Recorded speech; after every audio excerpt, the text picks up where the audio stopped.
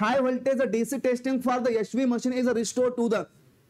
Again आपण high व्होल्टेजचा विचार करतो आणि मशीनचं टेस्टिंग करतो. जेव्हा जेव्हा या ठिकाणी व्होल्टेज बद्दल एकाने बोलला असेल का, त्या व्होल्टेजचा अर्थ एकच असतो, मशीन असू द्या, मग ते ट्रान्सफॉर्मर असू द्या, ट्रान्समिशन लाईन असू द्या किंवा काही असू द्या.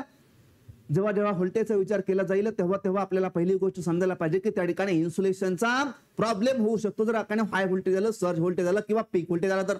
म्हणून इन्सुलेशनची डिझायनिंग आपण अशा पद्धतीने करतो की त्यानं काय केलं पाहिजे, at least 2 times of its maximum पीकला रिस्टेन केलं पाहिजे. म्हणजे काय केलं पाहिजे तर विथस्टँड केलं पाहिजे. म्हणजे या ठिकाणी आपण इन्सुलेशन डिझायनिंग अशा पद्धतीने करूया की त्यानं काय केलं पाहिजे तर पीक सर्ज व्होल्टेजला ठिकाणी विथस्टँड केलं पाहिजे. व्होल्टेज जेव्हा जेव्हा बोलेल तेव्हा तेव्हा काय करेल तर इन्सुलेशन बद्दल आपण विचार करूया.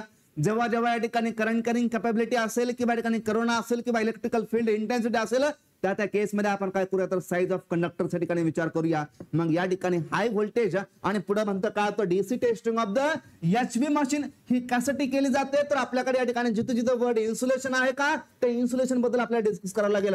The certain conclusion regarding the continuous ageing of the insulation. अच्छा, इन्सुलेशनचे एजिंग म्हणजे काय तर इन्सुलेशनचं डिटोरिएशन कसं होत आहे. म्हणजे आपण व्होल्टेज अप्लाय केला असेल हाय व्होल्टेज तर इन्सुलेशन काय तर डॅमेज होण्याचे चान्सेस आहेत. या ठिकाणी फ्लॅशओव्हर किंवा पंक्चर व्होल्टेज आपण पॉवर सिस्टीम मध्ये पाहतो. फ्लॅशओव्हर व्होल्टेज म्हणजे काय असतं तर ज्या ठिकाणी आपल्याकडे फ्लॅश तयार होईल त्याला आपण म्हणतो काय तर फ्लॅशओव्हर व्होल्टेज.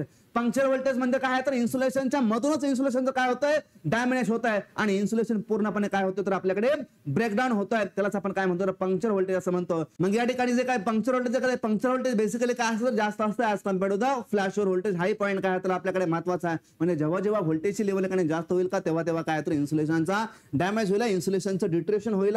इन्सुलेशन वरती एजिंगचा इफेक्ट म्हणजे काय तर कालांतराने इन्सुलेशन हे त्याची स्ट्रेंथ काय होते कमी कमी होते. म्हणजे ऑप्शन नंबर ए या क्वेश्चनचं काय असेल तर आपल्याकडे करेक्ट आन्सर असेल.